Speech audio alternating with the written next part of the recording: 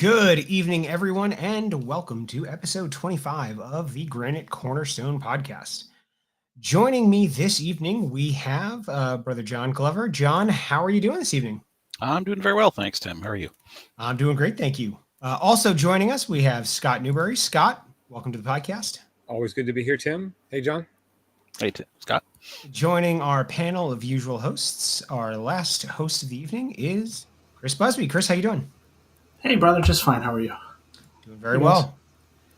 So tonight is going to be a little bit different. We're not going to be just talking amongst the four of us. We have a special guest joining us this evening, and it is my pleasure to bring to the Granite Cornerstone podcast the most worshipful Grand Master of the most worshipful Grand Lodge of the ancient and honorable fraternity of free and accepted Masons in the state of New Hampshire, most worshipful brother Daniel Richard Hotchkiss.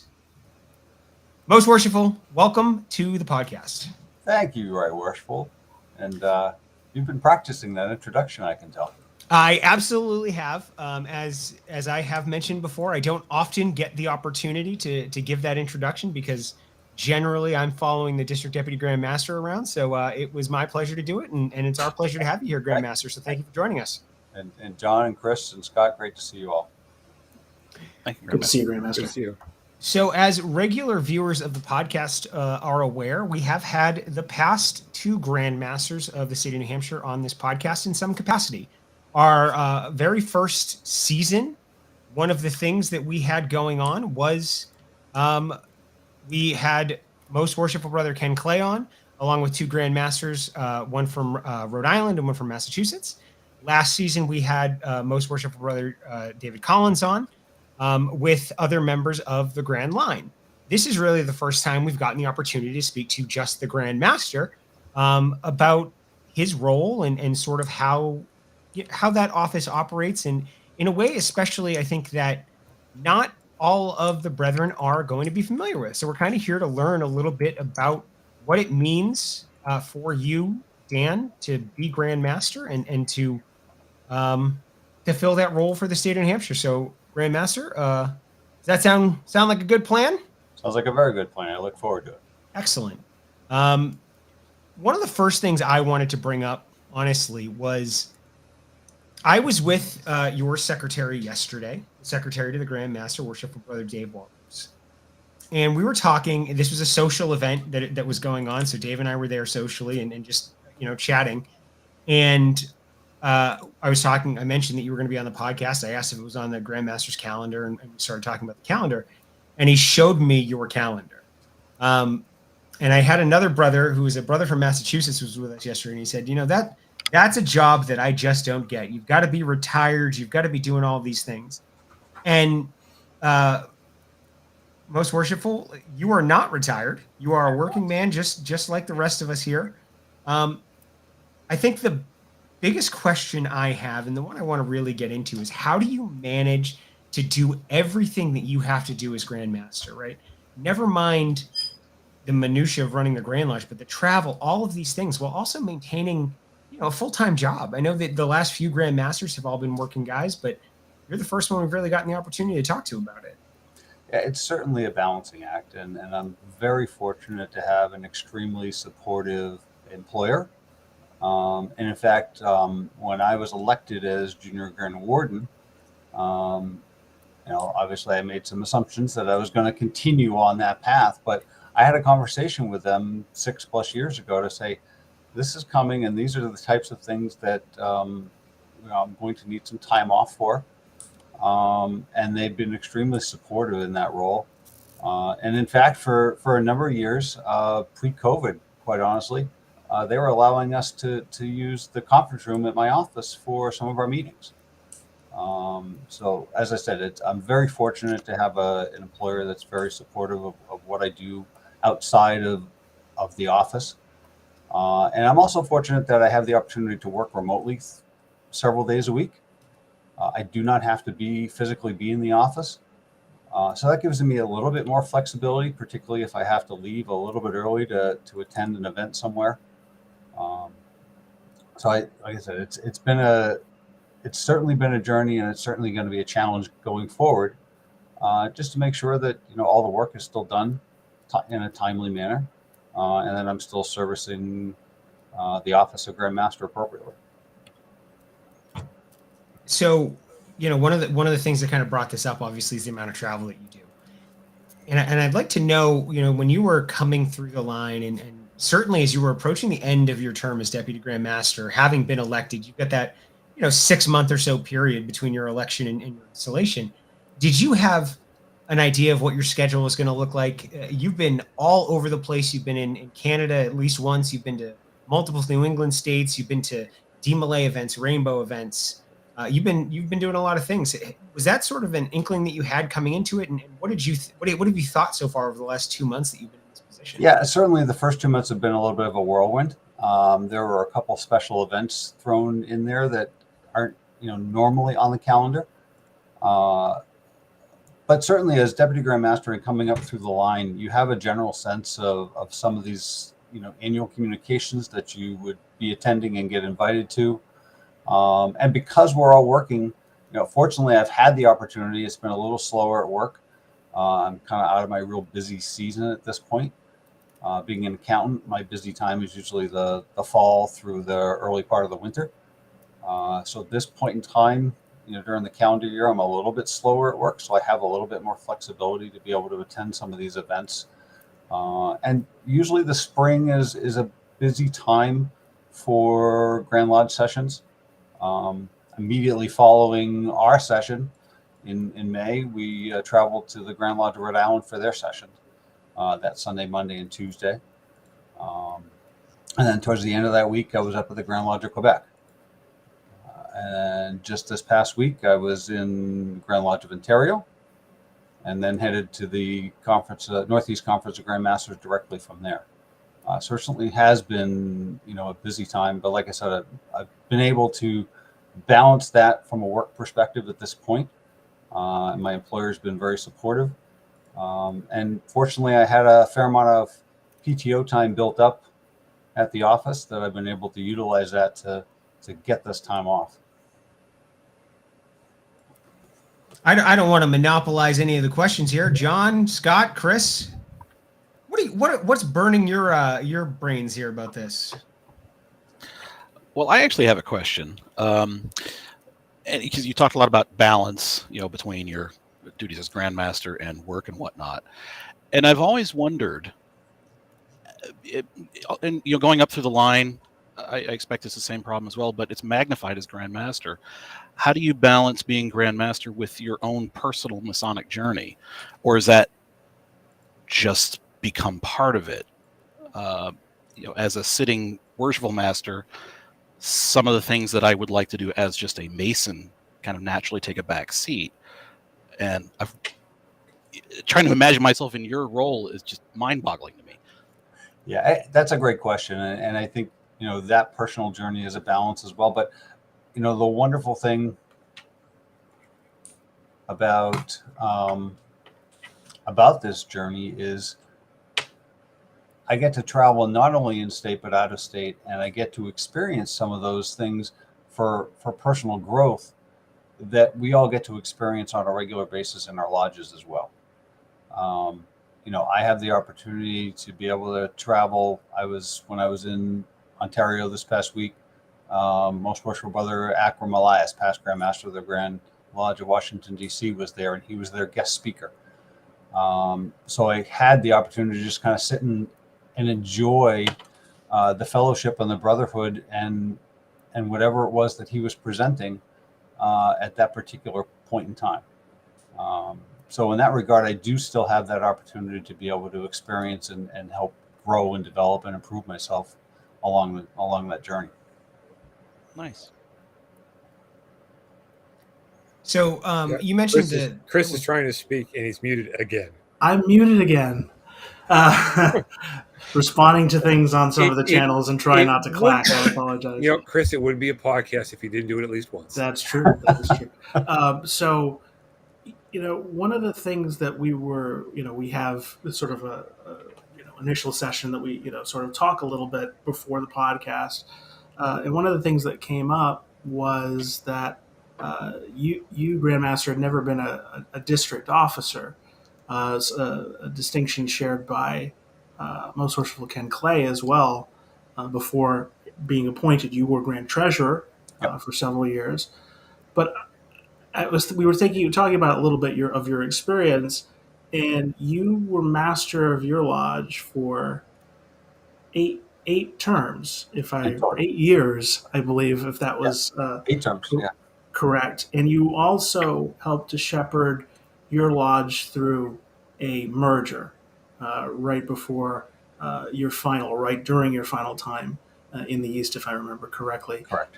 How did that experience sort of inform you? I mean, if you look back at sort of your experience as master and all of those times in the East, and sort of going through that process of a merger, which as we all know is very can be very challenging, can be somewhat contentious and difficult to get through because you have a lot of passionate brothers involved trying to build something new and something even better.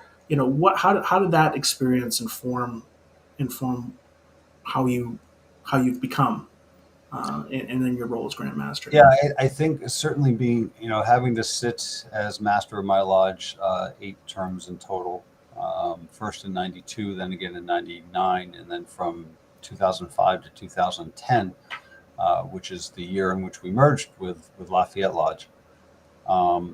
It certainly helped me grow as a Mason and understand some of the the fine workings of the fraternity and what's involved in some of those leadership roles. And certainly the merger process, as you noted, can be difficult, and in more ways than one. It's often emotional. We all have a certain affinity and attachment to our lodge, and to our members, and as a longtime member of Bible Lodge number 27, it was, and having sitting in the East and realizing this is really kind of the end. It was challenging for me to just bring it up to the lodge. Quite honestly, it took me a number of months to actually say, okay, we really have to do something about this, and I think that helped shape my approach in terms of how I dealt with members, how I dealt with my brothers, for the better. It allowed me the opportunity to be able to converse with them in a way that we might not otherwise have had the opportunity to do so, because of the difficulties and the challenges associated with the merger. So it really, I think, helped shape some of my leadership skills and abilities into what they are today.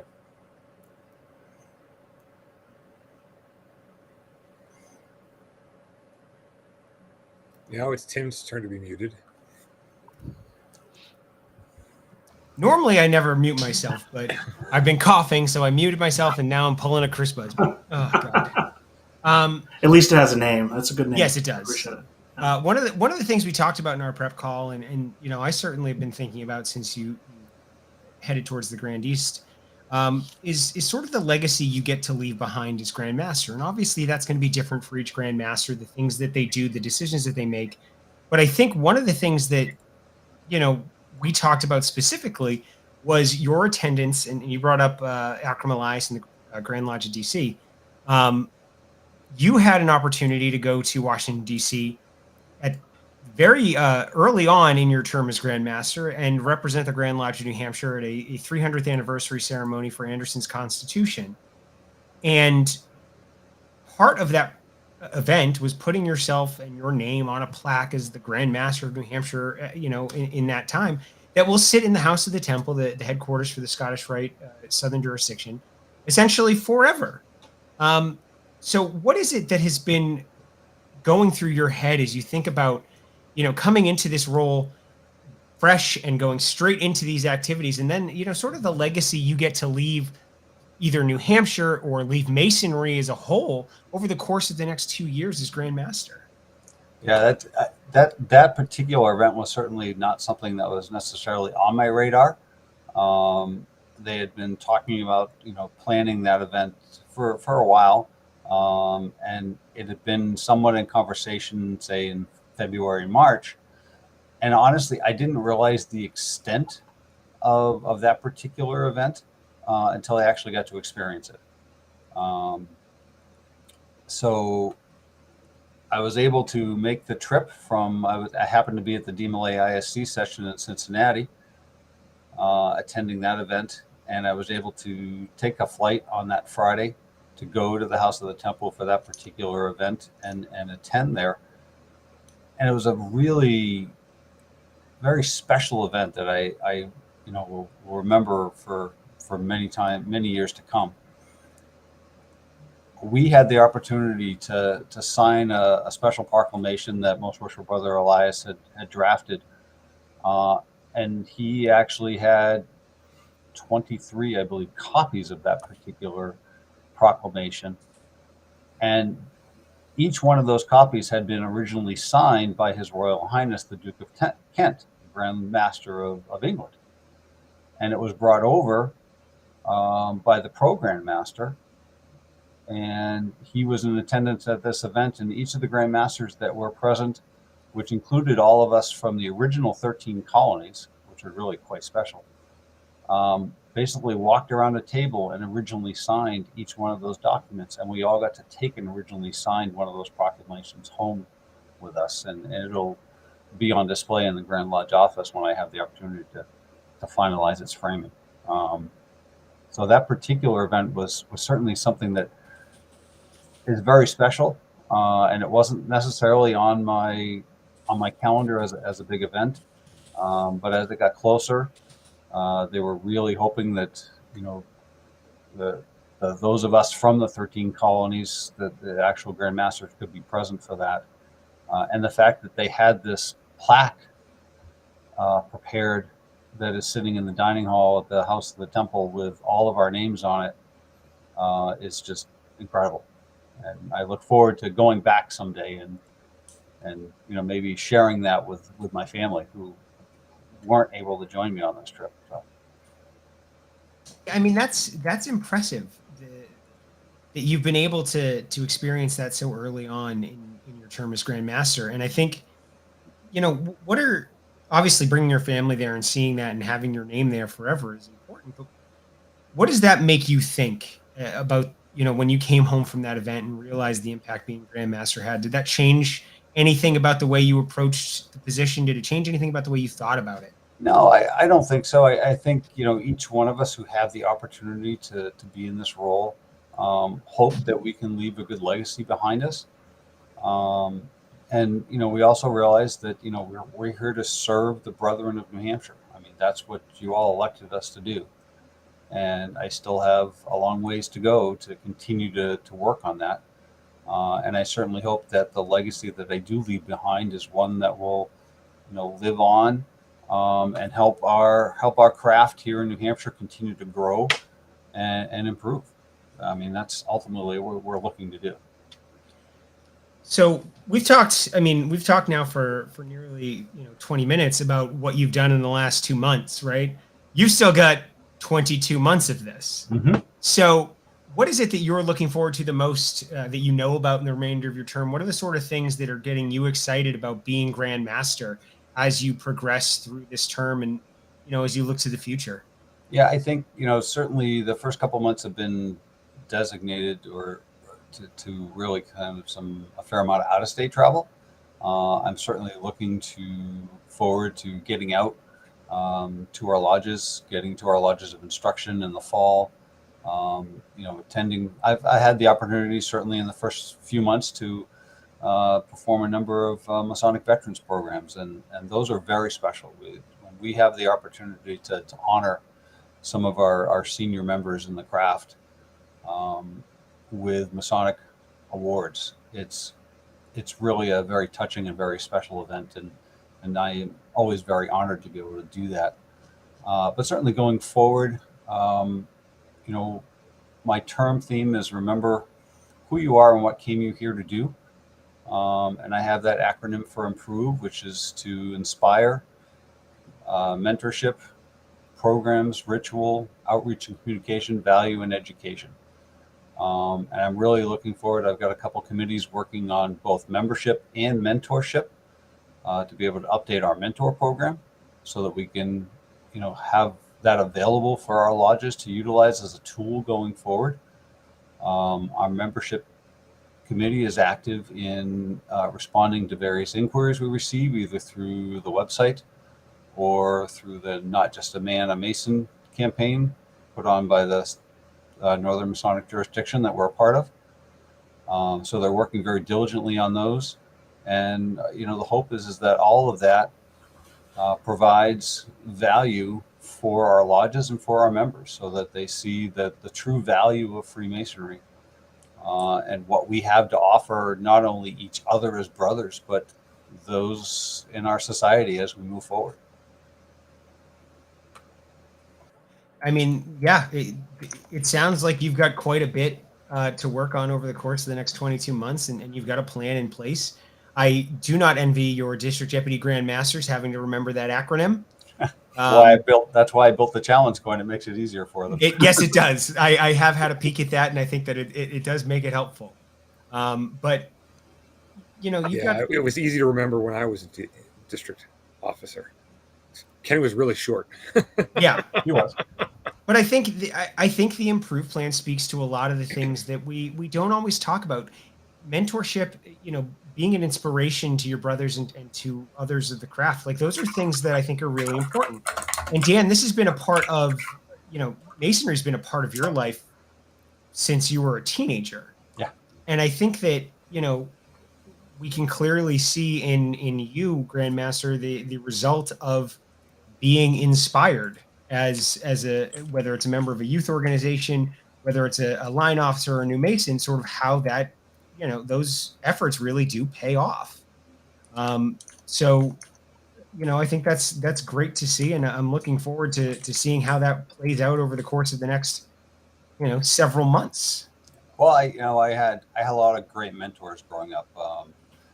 Being a senior D Malay, there were a couple of my advisors, Worshipful Brother Peter Stekowicz, was past district deputy grand master of district number 2, Worshipful Brother Bud Kate. Both of those were certainly great mentors for me in my D Malay days, but also in, when I joined the lodge. Worshipful Brother Kate was the worshipful master when I was raised a Master Mason in 1987. And he helped mentor me in my lessons and get me through those. Without their efforts, I wouldn't be where I am today. There were several others, members of that lodge that really helped me along my way. And I had the opportunity to kind of honor some of them because many of them are no longer with us. At my installation, I had an empty chair in memory of them because I knew that they were with us and looking down upon us, and hopefully I was making them proud. So along those lines, Grandmaster, I did want to ask too, because you do have such a background in the Masonic youth organizations, with you yourself being a senior D Malay, and also with your involvement in Rainbow. And I'm curious to hear from you how those organizations, how those organizations play a part in Masonry, how you envision, the contribution that those organizations play in the craft, and why, why Masons should be supporting of DMLA and Rainbow. I'm curious on your take on that. Yeah, and for me, DMLA certainly kind of laid the foundation for me for my Masonic career, and allowed me the opportunity to get involved in the Masonic fraternity. And obviously for me personally, it has a very special meaning because I met my wife through DMLA and Rainbow. I know I've told that story a number of times, but certainly my life would be completely different were it not for either of those organizations. But both of those, both Rainbow and DMLA teach great lessons to the young men and women that allow them to help grow and develop during a time of their lives that, can be difficult. It teaches valuable lessons for them, and for those of us who have the opportunity to be an advisor. It really helps us grow as individuals, and hopefully we get to inspire them a little bit and help them grow and develop. There's nothing better than watching someone who comes into one of those organizations as kind of a young, shy, boy or girl, and watching them grow and develop into confident young men and women who can stand in front of a group of 300 Masons and give a speech, and not feel uncomfortable doing it. That's the value of those organizations, and whether they move on and become either Masons or Eastern Star members, I don't, while obviously that would be the potential hope, even if they don't decide to go down that path, they've been given the tools to be able to succeed in life as they move forward. That's a really great point. So one of the things we talked about earlier, Grandmaster, was your past experience as Grand Treasurer and sort of how you came into the Grand Line having not been a district officer. And that also parallels very strongly with your choice for Junior Grand Deacon as you came to the East. Right, Worshipful Brother Jim Lawrence served as Grand Treasurer of the Grand Lodge for 10 years? 6 years, I believe, as Grand Treasurer, and 4 as Deputy Grand Treasurer. Okay. So he's very much now following your path.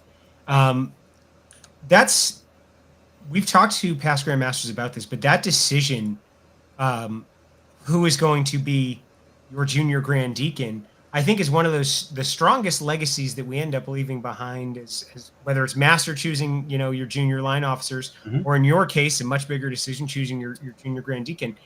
What sort of thought process did you go through making that decision and evaluating the options that you had, and really ending up deciding on Right Worshipful Brother Lawrence? And what is the, not just your thought process, but what is it that you're thinking the whole time you're going through the line as you come to make that decision? Yeah, that's a great question, and it's certainly not a decision that gets made at the last minute by any means. It's one where you have a number of folks on your list that you're kind of watching to see how they deal with situations, how they run their lodge if they're in those roles, and how they're running a district if they're in that particular role. And it's a decision that really is something that you just build upon over time, based upon their interactions, not only with yourself but with others, and what type of leadership skills they display, how they deal with difficult situations. That all factors in. I know as you noted, I wasn't a district officer. But as we've talked about, I've been a Mason for a number of years, so I've been around for a little while.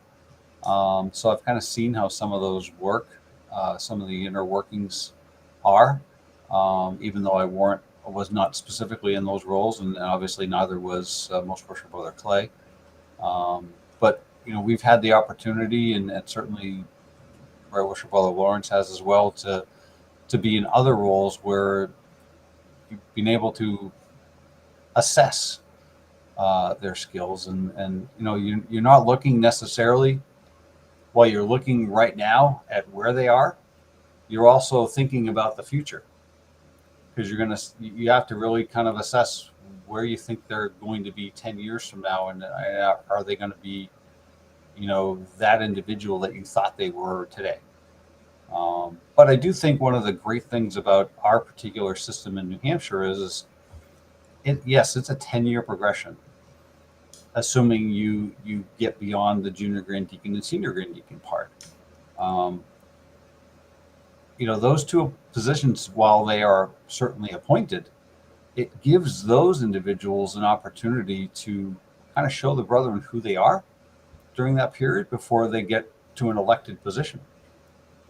So it gives, hopefully, the brethren a chance to see who those individuals are, how they interact, what type of plans they may, put forth as they move forward.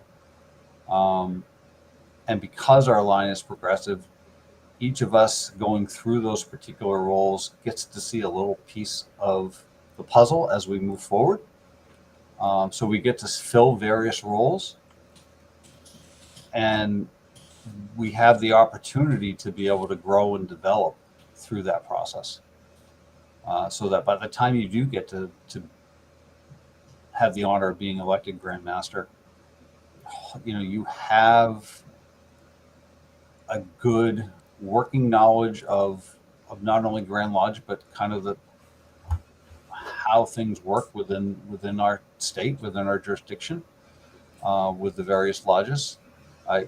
Obviously we're not as large as some other jurisdictions like say Ohio or Pennsylvania, but we're still large enough, but yet small enough where we have the opportunity as we're moving through this progressive line to be able to get out to the lodges so that they can see who we are as individuals. And I think that's one of the great advantages of our particular system. Having gone through the progression that you went through, and then, obviously now Jim will be going through that. Do you think there's I don't know how to word what I'm trying to ask here.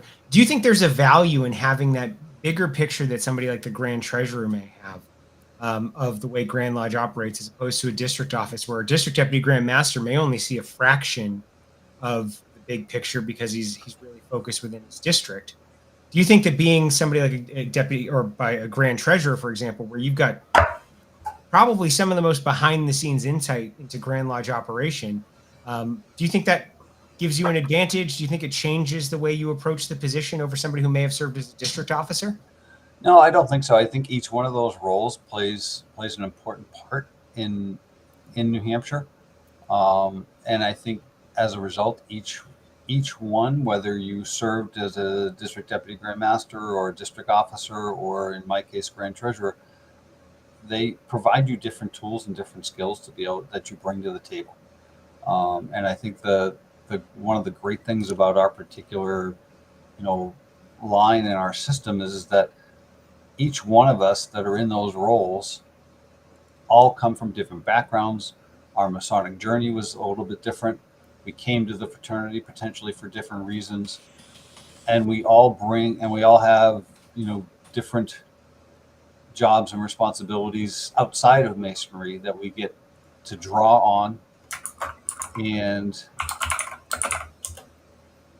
be able to contribute in a way where we can all come to hopefully a decision and a path forward that is most beneficial to the craft.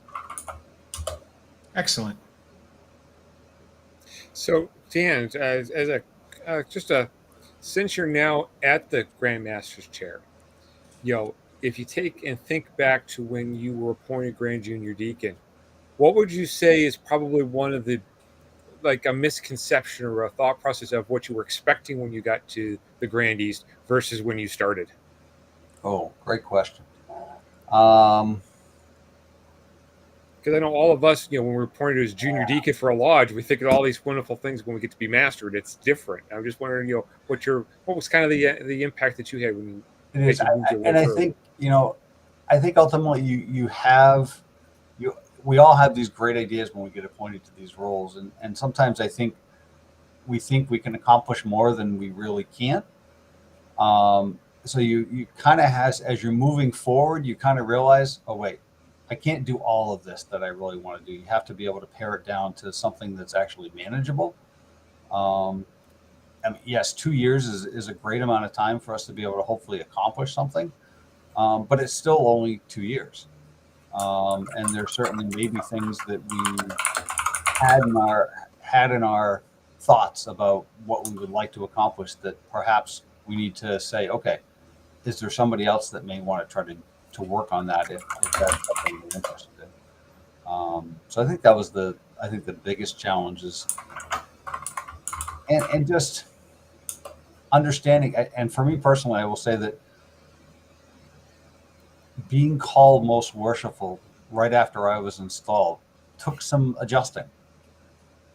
Well, I And know when I ran into you at Demon Lake Conclave, it was a start-stop moment for me. It's like, well, that's right. It's a different title, and it's Yeah. most worshipful now. And yeah, it took me a number of weeks to adjust to that, quite honestly. And you know, the first time you bring greetings, you have to remember that you're not bringing them on behalf of somebody else. You're bringing your own. You know, for 10 years, if I had the opportunity to bring greetings, it was on behalf of, you know, the current sitting Grand Master. And now it's my greeting, so it's a little different. yeah, So, Grandmaster, kind of along the same lines as the question that Scott asked you, I had the opportunity, which I know a lot of masters or past masters don't necessarily, of having been able to go through the entire line on the way up. And you stressed the importance and the value of the Grand Line and how it prepares you for the Grand East, presuming, of course, that you make it all the way there. I had huge misconceptions as a junior deacon, of course, like probably most do, and figured, you know, by the time I was senior warden, yeah, I had a pretty good idea of what it was like to be master. I had my plans all laid out. I had obviously much more grandiose plans than I could reasonably accomplish, as probably most masters do. But there were surprises even when I got to the East that, well, as a surprise, obviously I didn't expect. And I'm just wondering, even in the first 2 months that you've been Grand Master, with all the planning and preparation that you've had over the past 10 years, have there been any surprises yet?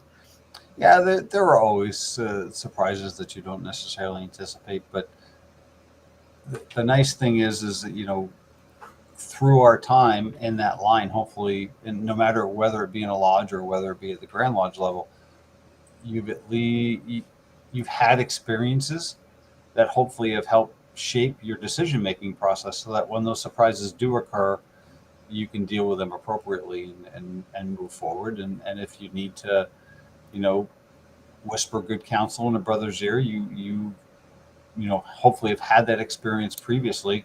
While it may not have been exactly what you've encountered currently, in terms of the surprise that you've discovered, you have the tools and to be able to help deal with it and move forward with it.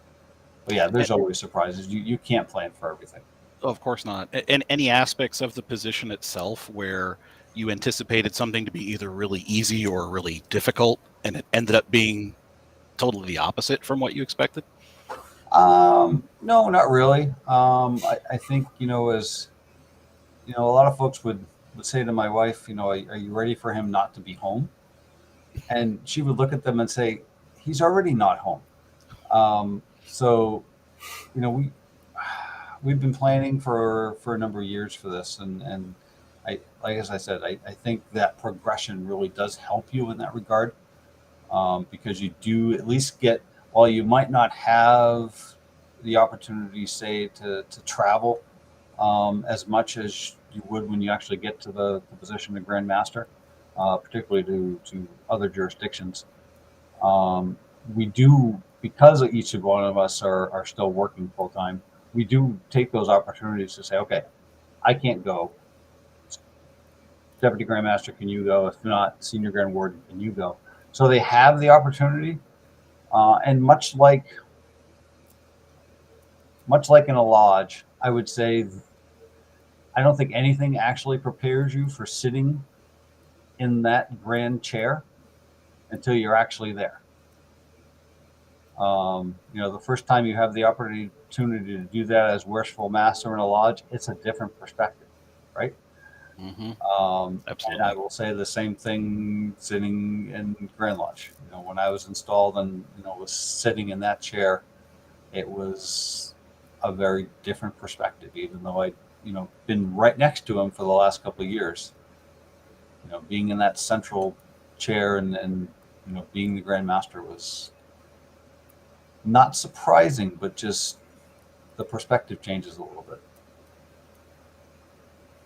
Okay, Grandmaster, I have what is going to be considered probably the closest thing to a hardball question for you. Ready? Okay. All right. So, what would you say is you've been a Mason for over 30 years. Mm-hmm. What would you say is the most important change or evolution you have seen in the craft during your time as a Mason?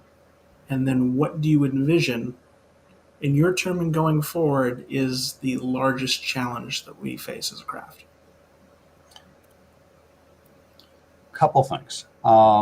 Certainly membership numbers have changed dramatically since I joined the craft. But I will also tell you that the big thing for me is, when I first joined, the education that we're experiencing today in New Hampshire, in terms of what we're providing to the brethren and what we're discussing in our lodges, was not something that we were discussing on a regular basis back when I joined. And I think that's been a great change for the benefit of the craft. I think it returns us a little bit to our roots and gives us a better understanding of really why we're here and what we're trying to do as Masons. And going forward, certainly want to be able to maintain that, but also obviously continue to grow our membership and make sure that, but at the same time, making sure that we're bringing the right men into the craft.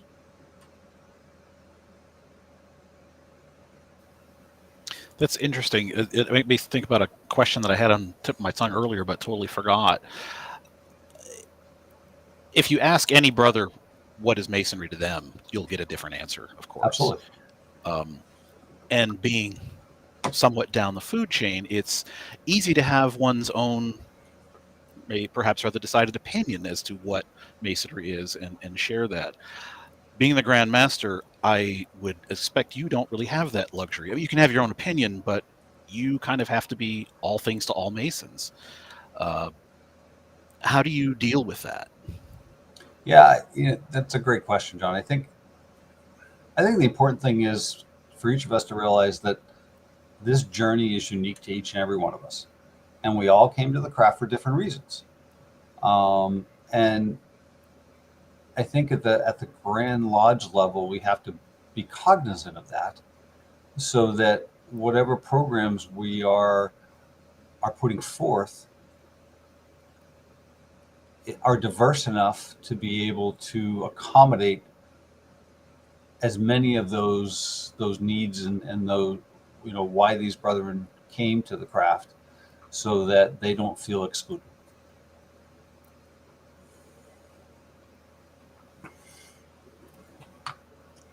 You'll have to excuse me, gentlemen. I am coughing up a storm here on mute, so I I was apologize. going to ask if you're okay over there, Tim. I've had this cough for like a week and a half, and as the sun starts to go down, my coughing seems to go up. But So you're coughing, and Chris has got a shirt. I mean, Grandmaster, did you address the fires in Canada while you were in Ontario? I did not. They're a little farther north than I was. Yeah. So there was a question in the chat amongst the many comments about Chris's shirt. I mean, it's a beautiful shirt. It's something. I think it is something. frame it, Chris. Frame it and put it on the wall behind you for all future podcasts. Yeah, absolutely. Dan, Grandmaster, one of the things that we have talked about is the journey that you've gone on, and did you ever have any aspirations to be Grandmaster? Did you ever expect that this was a seat you were going to occupy at any point? No, not at all. I was on the, obviously I served as master of my lodge for a number of years. Part of that was out of necessity, quite honestly. But no, this wasn't necessarily something I had specifically aspired to.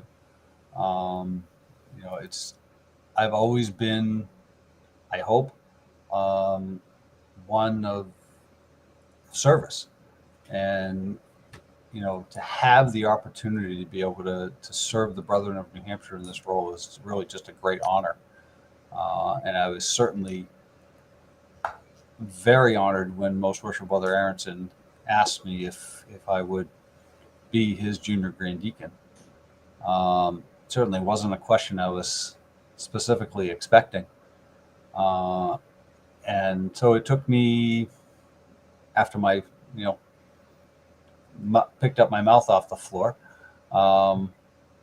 I was honored to say yes. And it's been really a wonderful journey since then. And I hope I've continued that role of service to the brethren. And I look forward to continuing that because ultimately that's, we are servant leaders, and that really is the job. So we talked a little bit about your plan. Obviously you have your improved plan and all the different aspects of that. When you think about, what you want to accomplish as Grand Master, is there any one thing that you really want to say, this is what I've done, this is the stamp that I've left on New Hampshire Masonry? Is there anything that stands out amongst all of those things that are in your plan? No, I think just in general, and this is going to sound cliche-ish, but for me, it's really true. I hope that I leave the craft in a better spot than when I found it. And if I can do that through the various programs that I've been trying to implement, updating the mentoring program, being able to serve the brethren in the various roles and visit the lodges and just bring the message as a whole, in hopes that the brethren have a better understanding of who we are as Masons. I had the opportunity at my installation. I had a number of non-Masons in the room, and I kind of gave it just a general introduction of who we are and what we stand for, and I think that went a long way with many of them because they really didn't know. And I had that same opportunity a couple weeks ago at the Masonic funeral service of a departed brother from my lodge. Worshipful Brother Ken Burns passed away at the age of 95, and I was able to preside. I was honored to preside over his Masonic service. And aside from those of us from the lodge that were present for the service, everybody else in the room was a non-Mason. And as Masons, we all we understand what Masonry is as a whole, and what we're here to do and what it provides for us.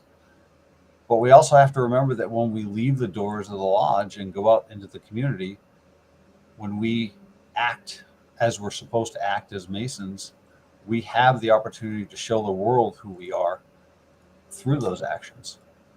And if we have the opportunity to explain a little bit farther what we actually stand for those who don't fully understand it, then therein lies our purpose as Masons, and hopefully we can, improve not only our lodges but our communities as a whole.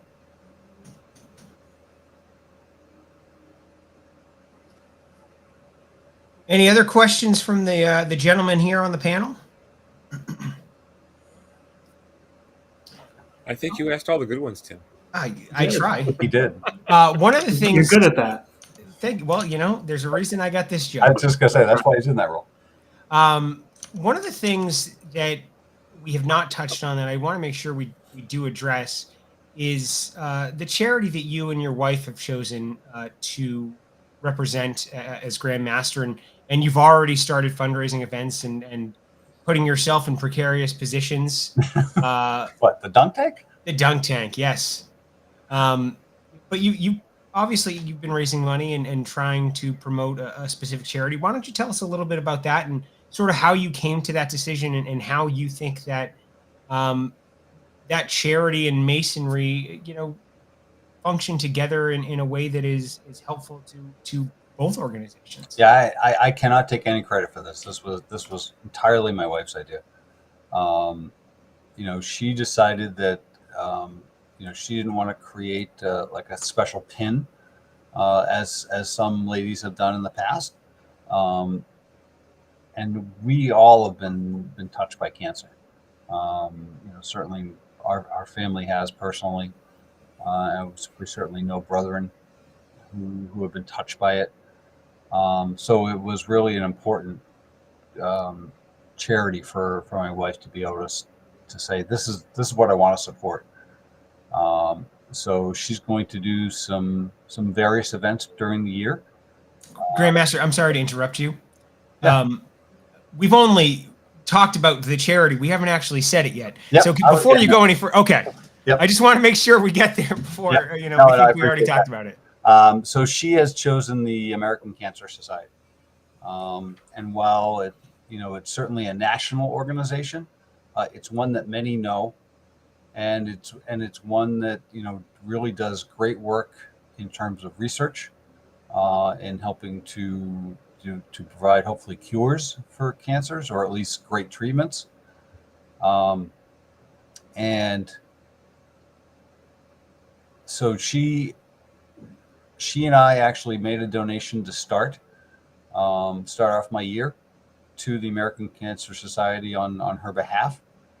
And then a couple weekends ago, we had the opportunity to participate in one of my lodge events, and they brought in a dunk tank, and I volunteered to sit on the seat, and my daughter promptly put me in the water. Apparently I taught her how to throw a softball too well. But all of the funds raised for those who participated in the dunk tank throwing are going to go to the American Cancer Society. And then April is planning on hopefully putting together a team for I think it's their Relay for Life walk that happens I think it's in the spring. And then usually. Yeah. And then she is also trying to coordinate some blood drives with the American Red Cross. She herself has been a long-time blood donor. I was up until a number of years ago.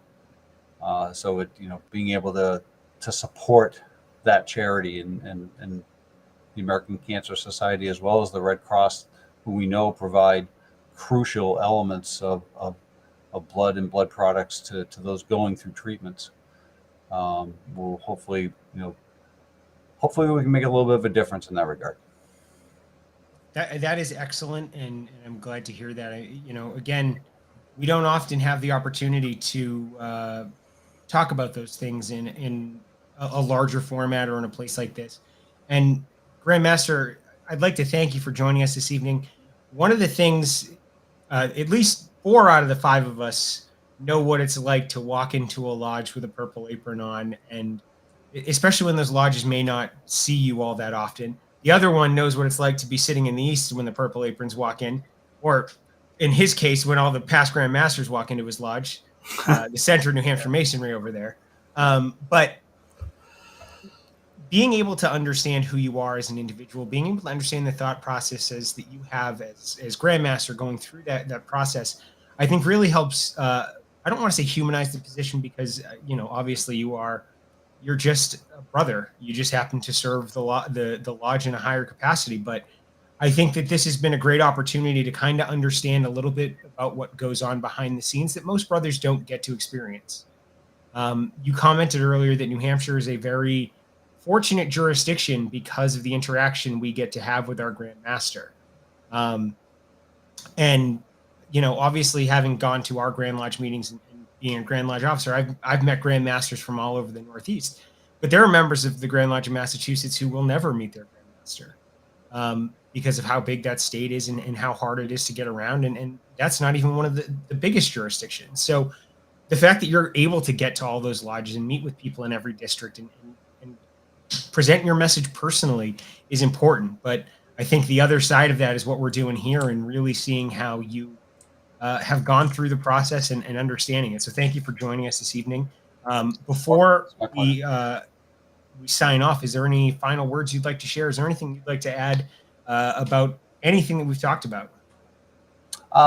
Nothing in particular. I will just say that I'm very thankful for the support of my wife and my family. And my wife's been on this journey with me since she asked me to do the Demolay flower talk at her installation as worthy advisor back in 1982. So we've kind of grown on this together, but she keeps me grounded, which is great. She reminds me I put my pants on one leg at a time like everybody else. So it's been a great journey, and I look forward to continuing to serve the Masons of New Hampshire for the next, hopefully, 22 months.